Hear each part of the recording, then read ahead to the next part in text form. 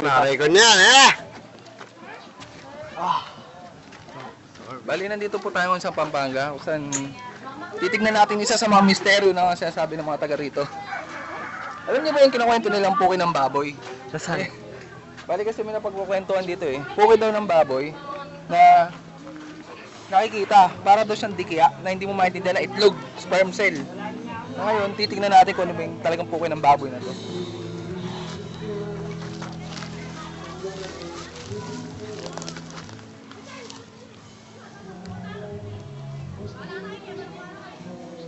So, minalas-malas tayo ngayon. Wala tayong nakitang puki ng baboy. Mamaya, pag daan natin doon, titignan natin yung iba pa. Bali, nandito po tayo ngayon sa Bagang at mag-interview tayo ng ibang tao na sa tingin natin nakakalam ng puki ng baboy. Bali, dito kasi sa Bagang, may mga iba't ibang tao. Ato, may mga taga-Bagang ako nakita. Titignan ko. Kuya, pwede kong ma-interview? Taga dito ka ba, kuya? Ano ba yung sinasabi nilang puki ng baboy? Puki ng baboy. Oo.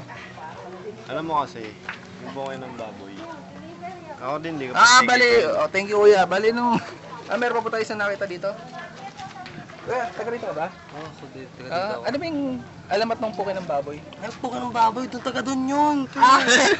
Doon makikita yun, alam mo yung tsura ng ano. Baboy na patambok. Ayan, bali meron pa na tamang isang clue. Pupuntahan natin yun pagkatapos. Bumati ka muna. Now, Ayan this po. is seafood.